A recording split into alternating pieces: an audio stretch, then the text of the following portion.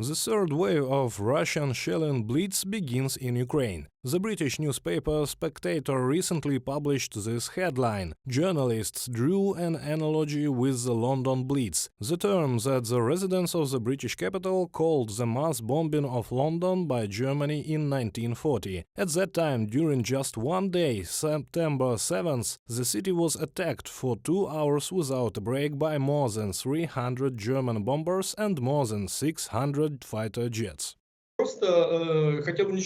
He just wanted to destroy it. It was a very difficult operation to land troops on the island from the mainland. It was very difficult. So there was a proposal to intimidate the British and to force them to surrender by destroying London. The bombing of London continued for 57 nights non-stop. The capital was on fire. The total number of killed civilians was more than 60,000. People lived in the subway. But Hitler miscalculated. The British did not even think of surrendering. There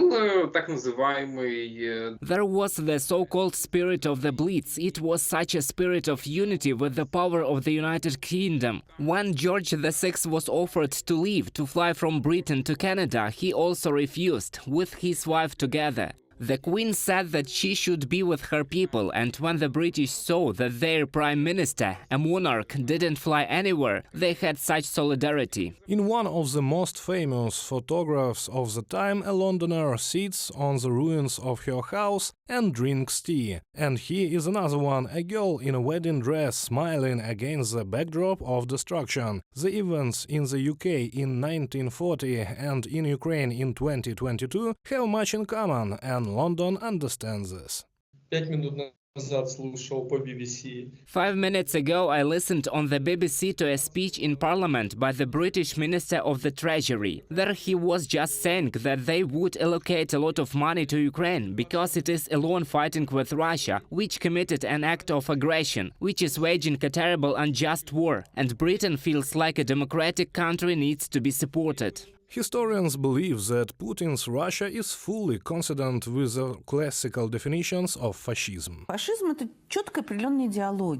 Fascism is a clearly defined ideology, best described by 14 signs that Umberto Eco formulated: reliance on strength, on tradition, contempt for the weak, and so on. For me, the main thing is the cult of strength and such aggressiveness brought to the limit. Putin's spokesperson Peskov said that massive missile attacks of Ukraine are the consequences of, quote, the unwillingness of the Ukrainian side to solve the problem and enter into negotiations.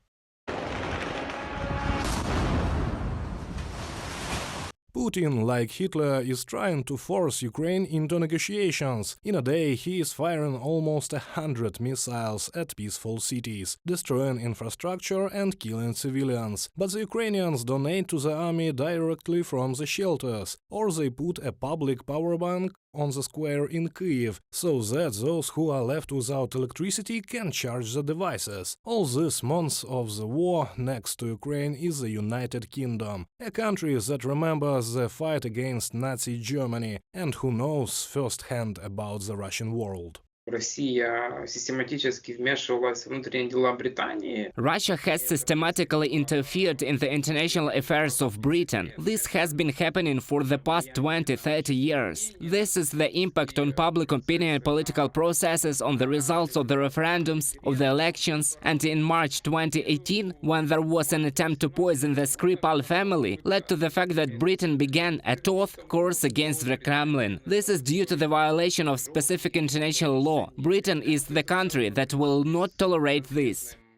Former Prime Minister Boris Johnson had a great influence on the formation of public opinion in Britain. Once he wrote a book about his idol, Winston Churchill, Hitler's personal enemy and fierce opponent of the policy of appeasing the aggressor. Johnson has left the position of Prime Minister, but Britain's position on Ukraine's support remains unchanged. Reported by Sergei Kulyas, Angelika Brushnevska, UATV News.